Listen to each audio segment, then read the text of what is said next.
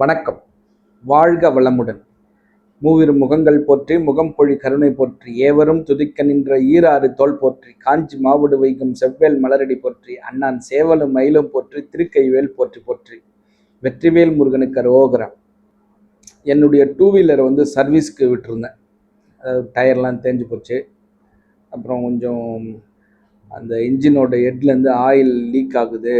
அந்த கேஸ்கட்லாம் போயிட்டு oil லேஸாக league ஆகுது. எனக்கு பிக்கப் கம்மியாக இருக்குது. அப்புறம் செயின்லாம் ரொம்ப தேஞ்சு போச்சு. பிரேக்கு பிடிச்சா நிற்க மாட்டேங்குது. ஃப்ரண்ட் அந்த டிஸ்க் பிரேக்கில் ஆயில் லீக் ஆகுது. திடீர்னு இதெல்லாம் இந்த ஆயில் லீக் ஆகிறது ஒரு நாளில் தான் நடந்தது. அப்புறம் பிரேக் கொஞ்சம் கொஞ்சமாக கம்மியாக பிடிக்க ஆரம்பிச்சிச்சு, ஃப்ரண்ட் பிரேக். சரி, இதுக்காக வேண்டி ஒரு சர்வீஸ் சென்டரில் கொண்டு போய் நம்ம வண்டியை விட்டுட்டு இதெல்லாம் எனக்கு மாற்றி கொடுங்கன்னு சொல்லிட்டு வந்துட்டு மறுநாள் வண்டி எடுக்கிறதுக்காக போகிறேன். வண்டி எல்லாமே நம்ம சொன்ன கம்ப்ளைண்ட் எல்லாமே சரி பண்ணிவிட்டு வண்டி நல்ல ஒரு புது வண்டி கண்டிஷனில் ரெடி பண்ணி கொடுத்துட்டாங்க. அப்போ வண்டி எடுக்கும்பொழுது இந்த கிளட்சி மட்டும் லேசாக அட்ஜஸ்ட் பண்ண வேண்டியது இருக்குதுன்னு சொல்லிட்டு அந்த டெக்னீஷியன் அட்ஜஸ்ட் பண்ணாப்புல. அப்போ அந்த நேரத்தில் அந்த டெக்னீஷியனுக்கு தெரிஞ்ச ஒரு நபர் அவர் கூட பேசுகிறார். என்னென்னா, ஏன்பா அந்த வண்டி அவர் வாங்கிட்டாப்புல அப்படின்னு சொல்கிறாப்புல. எந்த வண்டி அப்படின்னா, ஒரு புல்லட் வாங்கியிருக்காப்புலையே, நீ பார்த்தியா? ஆமாம், அது போலீஸ் ஏலத்தில் எடுத்தது அப்படின்னு சொல்லி அந்த டெக்னீஷியன் சொல்கிறாப்புல. நான் பார்த்தேன் அப்படின்றாப்புல. ஸோ அதுக்கப்புறம் நான் வண்டியை ரெடி பண்ணி நான் எடுத்துகிட்டு வந்துட்டேன். இதில் நமக்கு ஒரு கிடைச்ச செய்தி என்ன அப்படின்னா, போலீஸில் ஏலத்துக்கு வந்த வண்டி.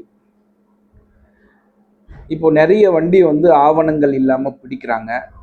அது மேலே கேஸ் ஃபைல் பண்ணுறாங்க. அது தவறு நடந்த பட்சத்தில் அந்த வண்டிலாம் அந்த போலீஸ் ஸ்டேஷன்லேயே இருக்குது. அப்புறம் வண்டி எடுக்க முடியல, அது கேஸ் ஃபைல் பண்ணி அது வண்டி கொடுக்க முடியாதுன்னு சொல்லிட்டு போலீஸ் ஜப்தி பண்ணிடுறாங்க. இந்த மாதிரி எடுத்த வண்டிகளும் அப்புறம் அந்த திருடு போய் அந்த வண்டியை கண்டுபிடிக்க முடியாமல் நிறைய வண்டி போலீஸ் ஸ்டேஷனில் இருக்கும். அது ஆட்கள் யாருன்னே தெரியாமல் ஆட்கள் யாருன்னே அந்த வண்டிக்கு சொந்தக்காரங்க யாருன்னு தெரியாமல் நிறைய வண்டிகளும் இருக்கும். அந்த மாதிரியான வண்டிகள் இப்படி போலீஸ் ஸ்டேஷனில் நிப்பாட்டி இருக்கக்கூடிய வண்டிகளை வருஷத்துக்கு ஒரு முறை ஏலம் விடுவாங்க. அந்த ஏலத்தில் போயிட்டு நம்ம அந்த தேவையான வண்டியை நம்ம எடுத்துக்கிட்டோம்னா அதுக்கு உண்டான அவங்க ஒரு டாக்குமெண்ட்லாம் கொடுத்துருவாங்க. அதுக்கப்புறம் நம்ம அந்த வண்டியை நம்ம யூஸ் பண்ணிக்கலாம். ஸோ இது ஒரு ரைட் ட்ரையலான ஒரு விஷயம்தான். இது ஒரு கரெக்டான ஒரு பாதையில் போயிட்டு நம்ம வண்டியை வாங்குகிறோம், கம்மியான விலைக்கு ஒரு வண்டியை வாங்குகிறோம் அப்படின்ற ஒரு வழியில் மக்கள் போயிட்டுருக்காங்க. ஸோ இதில் நம்ம என்ன பார்க்குறோம் அப்படின்னா, இந்த செய்தியாக ஒரு வண்டி போலீஸ் ஸ்டேஷனுக்கு போகுது, போலீஸ் கையில் பிடிப்படுதுனாலே அந்த வீடு ஒரு குறிப்பிட்ட பகுதி பாதிக்கக்கூடிய வீடு.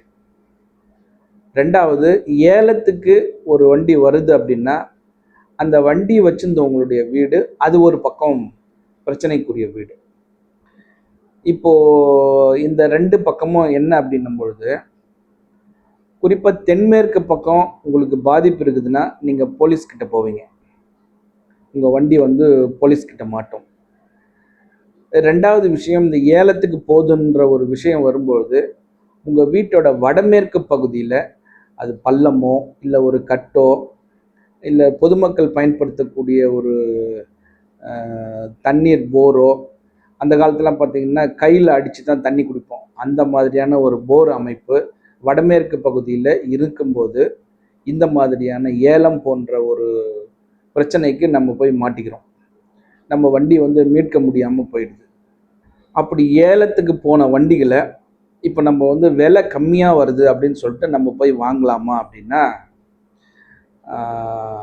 அது வாங்கக்கூடாது தான் டைரெக்டான பதில். எனக்கு வேறு வழி இல்லை, நான் கம்மி விலையாக வருது, என்னால் புது வண்டிலாம் வாங்க முடியலன்னா நீங்கள் போய் தாராளமாக வாங்கிக்கோங்க. இப்போ அந்த மாதிரி போலீஸில் ஏலம் விடுற வண்டியை நம்ம வாங்கலாமா அப்படின்னா, விலை கம்மியாக கொடுக்குறாங்க வாங்கலாமா அப்படின்னா வாங்கக்கூடாது. காரணம் என்னென்னா, ஒத்தது ஈர்க்கும். அந்த அடிப்படையில் நீங்கள் அந்த ஏலத்திலிருந்து எடுத்த வண்டி என்னதான் விலை கம்மியாகவே இருந்தாலும், அது புது வண்டியாகவே இருந்தாலும், ஏலத்துக்கு வந்த வண்டி, அந்த வண்டி யார் வச்சுருந்தாங்களோ அவங்க வீட்டோட அமைப்பு எப்படி இருந்ததோ, நீங்கள் அந்த வண்டியை ஏலத்துக்கு எடுத்ததுக்கப்புறம் உங்கள் வீடு அந்த அமைப்புக்கு மாறிடும். நீங்கள் ஏலத்துக்கு போய் எடுக்கிறீங்கனாலே உங்கள் வீடு வந்து வடமேற்கு பிரச்சனைக்குரிய வீடாக தான் இருக்கும். அந்த வண்டி அந்த வீட்டுக்கு வந்ததுக்கப்புறம் இன்னும் ஒரு பெரிய பிரச்சனை, எப்படி அந்த வண்டி ஏலத்துக்கு அங்கே போச்சோ, அந்த எதனால் எந்த காரணத்துக்காக போச்சோ அந்த காரணம் உங்கள் வீட்டுக்கு மறுபடியும் வந்துடும். அது இந்த வண்டி ஏலத்துக்கு போகாது, வேற ஒரு சொத்து வந்து உங்களை கையை விட்டு போகும். ஸோ இந்த மாதிரியான ஒரு வேலையை அந்த ஏலத்துக்கு வர வண்டிகள் வந்து உருவாக்கும். அதனால அந்த ஒரு செய்தி நமக்கு கிடைச்சிது, அது மக்களுக்கு வந்து இதை சொல்லணும் அப்படின்றதுக்காக தான் இந்த பதிவு. இந்த போலீஸில் ஏலம் விடுற வண்டி, காரு, லாரி எதையும் வந்து வாங்கிறத தவிர்ப்பது நல்லது. நீங்கள் வந்து காப்பாற்றப்படுவீர்கள். இதுதான் நம்ம இந்த வீடியோ பதிவில் மக்களுக்கு சொல்ல வேண்டியது. ஸோ ஏலத்துக்கு வந்த பொருளை நீங்கள் எடுக்காதீங்க. அந்த பொருள் இது காரணம் என்னென்னா, அந்த ஏலம் என்ற ஒரு விஷயமே வந்து நம்முடைய மானத்தை எல்லாம் வந்து துறந்துட்டு தான் அந்த வேலையை நம்ம செய்ய முடியும். அதாவது உங்களுக்கு என்ன சூடு சொரணை, வெக்கமானம், சூடு சொரணை ஏதாவது இருக்கா அப்படின்னு கேட்குறாங்க இல்லையா? அதில் அந்த மானம் என்பது வடமேற்கு பகுதியை சம்மந்தப்பட்டது. அது காற்றுக்கான இடம் வடமேற்கு. அது காற்று. அப்போ வடமேற்கு பகுதியில் என்ன இருந்தால் இது நடக்கும் அப்படின்னா, நிச்சயமாக வடமேற்கு பகுதியில் பள்ளம் இருந்தாலோ, கிணறு இருந்தாலோ, போர் இருந்தாலோ, தண்ணீர் தொட்டி இருந்தாலோ, நீங்கள் செப்டிக் டேங்க் என்று சொல்லக்கூடிய செப்டிக் டேங்க்கு வடமேற்கு பகுதியில் இருக்கக்கூடாத இடத்துல இருந்தாலோ இந்த மாதிரியான நிகழ்வுகள்லாம் நடக்கும். இன்னும் சில பேர் வந்து ஒரு சின்னதாக பள்ளம் போட்டு நான் தண்ணி கொண்டு போய் எங்கே தேக்கிக்கிறேன் அப்படின்னு சொல்லி ஒரு சின்ன பள்ளம் போட்டு வச்சுருப்பாங்க. அந்த சின்ன பள்ளம் இவ்வளோ பெரிய வேலையெல்லாம் நிச்சயமாக செய்யும். ஸோ அதனால் வடமேற்கு பகுதியை நீங்கள் வந்து பர்ஃபெக்டாக வச்சுக்கோங்க. நீங்கள் இந்த ஏலம் போன்ற விஷயத்துக்கெலாம் நீங்கள் வந்து சம்மந்தப்படாமல் இருப்பீங்க. அப்படி ஒரு ஏலம் விட்டாலும் அந்த பொருளை நீங்கள் வாங்கக்கூடிய ஆளாக இருக்க மாட்டீங்க அந்த வடமேற்கு பகுதியை சரி பண்ணும்போது. ஸோ இந்த ஏலத்துக்கும் வடமேற்கு பகுதிக்கும் ஒரு மிகப்பெரிய சம்பந்தம் உண்டு. ஸோ யாருக்கெல்லாம் இந்த மாதிரி வடமேற்கு பகுதியில் பள்ளம் இருக்குதோ அதெல்லாம் வந்து இனிமேலாவது நீங்கள் அதெல்லாம் க்ளோஸ் பண்ணி ஒரு மண்ணை போட்டு மூடி அதை வந்து மறைச்சிடுங்க. மறைச்சிடுங்கன்னா வந்து மேலே போட்டு மூடிடல, கம்ப்ளீட்டாகவே க்ளோஸ் பண்ணி மூடிடுங்க. அது உங்களை வந்து ஒரு நல்ல வழிக்கு கொண்டு போகும். ஸோ இந்த அற்புதமான தகவலை கொடுக்க உதவிய இந்த பிரபஞ்சத்திற்கு என் மனமார்ந்த நன்றி. மீண்டும் ஒரு நல்ல வாஸ்து தகவலோடு சந்திக்கின்றேன்.